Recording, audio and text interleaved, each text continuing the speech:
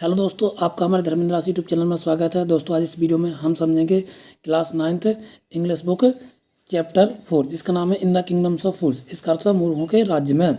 तो आपको क्या करना है, इस वीडियो को अंत तक देखना है, और यदि वीडियो अच्छा लगता है तो आप लाइक करके जरूर जाना है, और जो भी चैनल पर नहीं उन्हें सब्सक्राइब जरूर करना है। तो आज चलते हैं हमारे चैप्टर की ओर। सबसे पहले तो हम ये जान लेते हैं, इसमें 3 इंपॉर्टेंट पॉइंट दे रखे हैं, उनको मैं आपको समझा देता हूँ। इट इज़ बिलीव दैट, ऐसा माना जाता है कि that fools are so dangerous, कि मूर्ख इतने खतरनाक होते हैं, इतने भयंकर होते हैं कि that only very wise people can manage them, कि उन्हें बहुत बुद्धिमान लोग ही क्या कर सकते हैं, मैनेज कर सकते, नहीं संभाल सकते हैं। Who are the fools in this story, इस कहानी में मूर्ख कौन है। वॉट हैपन्स टू देम, और उनके लिए क्या हो जाता है। आपको बतलाना है कि इस कहानी में मूर्ख कौन है और उनके लिए क्या हो जाता है। अब चलते हैं हमारे चैप्टर की ओर। इन द किंगडम्स ऑफ फूल्स, यानी मूर्खों के राज्य में।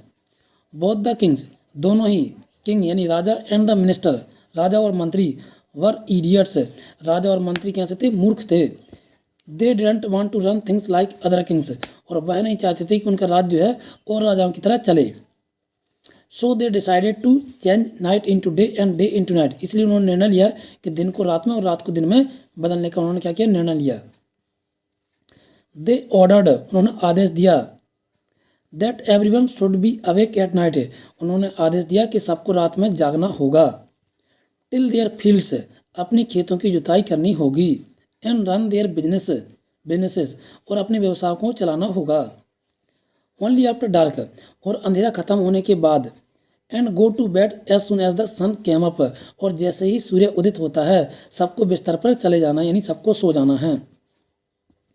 Anyone who disobeyed would be punish, जो कोई भी अवज्ञा करेगा यानी आज्ञा का पालन नहीं करेगा। डिसोबेड जिसका अर्थ है अवज्ञा करना या आज्ञा का पालन ना करना। जो कोई भी अवज्ञा करेगा यानी आज्ञा का पालन नहीं करेगा, वुड बी पनिश, उसके लिए क्या दिया जाएगा, दंड दिया जाएगा। अब ये दंड क्या होगा, तो दंड होगा विथ डेथ, यानी दंड होगा मौत। तो जो कोई भी अवज्ञा करेगा यानी आज्ञा का पालन नहीं करेगा, उसके लिए क्या सुनाई जाएगी, मौत की सजा सुनाई जाएगी। The people did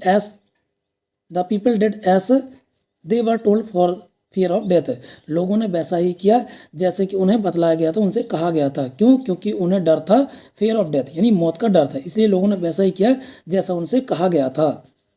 the king and the minister were delighted, राजा और मंत्री बहुत ज़्यादा प्रसन्न थे। डिलाइटेड जिसका अर्थ प्रसन्न थे, खुश थे। राजा और मंत्री दोनों कैसे थे, बहुत ज़्यादा प्रसन्न थे। At the success of their project, उनकी परियोजना पर, जो भी उन्होंने परियोजना बनाई थी कि दिन को रात में और रात को दिन में बदलने की, उस परियोजना पर वो बहुत प्रसन्न थे, क्योंकि लोग वैसा ही कर रहे थे जैसे कि उन्होंने आदेश दिया था। वन डे, एक दिन, गुरु एंड हिज डिसेपल, एक दिन क्या होता है, गुरु और उनका चेला, अराइव्ड इन द सिटी, उस शहर में पहुंचते हैं। एक दिन क्या होता है, गुरु और उनका चेला उस शहर में, उस सिटी में पहुंचते हैं। It was a beautiful city, यह बहुत ही ज़्यादा सुंदर शहर था। It was a broad daylight, यानी दिन का बहुत उजाला था। But there were no one about, लेकिन ऐसा लग रहा था मानो कोई भी नहीं है उस शहर में। ऐसा लग रहा था मानो उस शहर में कोई भी नहीं है। एवरीवन वाज एस्लीप, हर कोई सोया हुआ था। नॉट अ माउस स्टरिंग, यहाँ तक कि चूहे भी अपने बिल में पड़े हुए थे। चूहे भी अपने बिल से बाहर नहीं निकल रहे थे, चूहे भी अपने बिल में ही पड़े थे। Even the cattle had been taught, यहाँ तक कि मवेशियों को भी पढ़ाया गया था। मवेशी जिसका अर्थ है जैसे गाय भैंस बकरी, इन सबको कहते हैं कैटल कहते हैं, जिन्हें हम पालते हैं, है ना। तो इवन द कैटल, मवेशियों को भी, हैड बीन टॉट, पढ़ाया गया था, सिखाया गया था, टू स्लीप बाय डे, कि दिन के टाइम उनको सोना है। The two stranger were amazed, अब जो दो अजनबी थे, कौन, गुरु और उनका चेला, बहुत ज़्यादा कैसे थे, अमेज्ड थे। अमेज जिसका अर्थ है आश्चर्यचकित थे। वाई वाट दे सा अराउंड देम, क्यों, क्योंकि जो कुछ भी उन्होंने अपने चारों ओर देखा था उससे बहुत ज़्यादा वो कैसे थे, आश्चर्यचकित थे। And wandered around town till evening, और वह उस शहर में, उस नगर में शाम तक घूमते हैं। उस नगर में वो क्या करते हैं, शाम तक घूमते हैं, बंडर्ड करते हैं यानी घूमते हैं। When suddenly the whole town woke up, तभी अचानक होता क्या होता है, then suddenly the whole town wake up, तभी अचानक क्या होता है कि पूरा नगर जो है जाग उठता है। And went about it's Knightley business, और अपने रात के व्यवसाय में लग जाता है। तभी अचानक क्या होता है कि सभी लोग जाग उठते हैं और अपने रात के बिजनेस में, व्यवसाय में लग जाते हैं। The two man were hungry. अब जो दो चेला और शिष्य थे वो कैसे थे, वर हंग्री यानी बहुत ज़्यादा भूखे थे, उन्हें बहुत जोर की भूख लगी थी। Now that the shops were open, अब दुकानें भी वही खुल चुकी थी। नाउ शॉप्स वर ओपन यानी दुकानें भी खुल चुकी थी। They went to buy some groceries, वो कहाँ जाते हैं, ग्रोसरी यानी किराने का सामान लेने के दुकान पर जाते हैं। To their astonishment they found that everything cost the same, और वो क्या हो जाते हैं, एस्टोनिशमेंट हो जाते हैं यानी आश्चर्यचकित रह जाते हैं, अचंभे में पड़ जाते हैं। क्यों, क्योंकि दे found that everything cost the same, क्योंकि हर चीज़ की कीमत कैसी थी, समान थी यानी इक्वल थी, बराबर थी। अ सिंगल डुड्डू यानी एक डुड्डू के बराबर हर चीज़ की कीमत थी। Whether they bought of measure of price, चाहे वो बड़े पैमाने पर चावल को खरीद लें और अ बंच ऑफ बनानस या केलों का गुच्छा खरीद लें, सबकी कीमत अ सिंगल डुड्डू के बराबर ही थी। इट कॉस्ट अ डुड्डू यानी सबकी कीमत एक डुड्डू के बराबर ही थी। The Guru and his disciple, गुरु और उनका चेला वर डिलाइटेड, वो बहुत प्रसन्न होते हैं, बहुत खुश होते हैं। They had never head of anything like this, क्योंकि उन्होंने इसके पहले ऐसा कभी भी नहीं सुना था।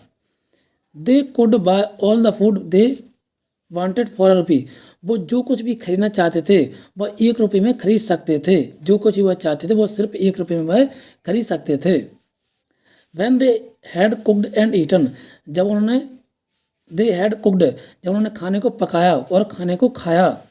द गुरु रियलाइज, तभी गुरु के लिए क्या होता है, रियलाइज होता है। रियलाइज इसका अर्थ है कि रियलाइज होना, हमें जैसे उसके बारे में पता चलना है ना, एहसास होना। रियलाइज इसका अर्थ है एहसास होना। तो गुरु के लिए क्या होता है, एहसास होता है कि that this was a kingdom of fools, कि यह जो राज्य जो है यह किनका राज्य है, मूर्खों का राज्य है। And it wouldn't be good idea, और उनके लिए कोई अच्छा विचार नहीं होगा। For them to stay there, कि यहाँ पर ठहरना उनके लिए कोई भी अच्छा विचार नहीं होगा। This is no place for us, वह कहते हैं कि ये हमारे लिए कोई भी जगह नहीं है। गुरु जी वो अपने चेले से कहते हैं, अपने डिसिपल से कहते हैं कि हमारे लिए कोई भी जगह नहीं है। लेट्स गो, चलो चलते हैं। He said to his disciple, वह ऐसा अपने चेले से कहते हैं, डिसिपल से कहते हैं यानी अपने चेले से कहते हैं कि चलो चेले यहाँ से चलते हैं, ये अपने लिए कोई भी जगह नहीं है। But the disciple didn't want to leave the place, लेकिन वो चेला जो रहता है उस जगह को छोड़ना नहीं चाहता था। भाई वो तो चेला था, हम भी नहीं छोड़ना चाहेंगे, क्योंकि ऐसी जगह कौन छोड़ना चाहेगा जहाँ पर हर चीज़ की कीमत सिंगल डुड्डू के बराबर थी, कि आप कुछ भी खरीद लो, हर चीज़ की कीमत कैसी थी, समान थी। इसलिए उनका चेला जो रहता है वहाँ पर वो कहता है कि मुझे इस जगह से कहीं और नहीं जाना है, क्योंकि इससे अच्छी जगह आपको कहीं दुनिया में नहीं मिल सकती है, कि कोई भी हम सामान खरीदना चाहें वह सिंगल डुड्डू के बराबर ही थी। Everything was a cheap here, क्योंकि यहाँ पर हर चीज़ कैसी थी, चीप थी, बोले तो सस्ती थी। All he wanted was good, जो कुछ वह चाहता था उसके लिए सब कुछ मिल रहा था यहाँ पे सिंगल रुपये में यानी 1 रुपये में। चीप फूड, सस्ता भोजन। द गुरु सेड, अब गुरु क्या कहते हैं, गुरु सेड कहते हैं, गुरु जी कहते हैं दे आर ऑल फूल्स, वे सभी कैसे मूर्ख हैं, वे कैसे हैं, वे सभी मूर्ख हैं। This want last very long, और यह जो है this want last very long, और यह बहुत लंबे समय तक नहीं चलने वाला है। And you can't tell what they will do to you next, और तुम्हें नहीं पता, आपको नहीं पता कि वह तुम्हारे साथ क्या व्यवहार करेंगे, तुम्हारे साथ क्या करेंगे, तुम्हें नहीं पता है कि वह तुम्हारे साथ क्या करेंगे। But the disciple wouldn't listen to the guru wisdom, लेकिन जो चेला जो रहता है वह गुरु की बुद्धि वाली बातों को नहीं ध्यान में देता है, वह नहीं सुनता है गुरु की बुद्धि वाली बातें। ही वांटेड टू स्टे, वह यहाँ पे रुकना चाहता था। The Guru finally gave up, आखिरकार गुरु जो रहते हैं वो क्या हो जाते हैं, गेव अप यानी हार मान लेते हैं। गेव अप जिसका अर्थ होता है हार मान लेना, तो गुरु जी रहते हैं वो हार मान लेते हैं। एंड सेड, और कहते हैं डू व्हाट यू वांट, तुम जैसा चाहो वैसा करो, मैं तो चला। आई एम गोइंग, मैं तो जा रहा हूँ, लेकिन तुम्हें जैसा करना तुम कर सकते हो। एंड लेफ्ट, और वहाँ से वो चले जाते हैं। द डिसिपल स्टेड ऑन, और यहाँ पे जो चेला जो रहता है वहाँ पे वही क्या हो जाता है, स्टेड यानी रुक जाता है।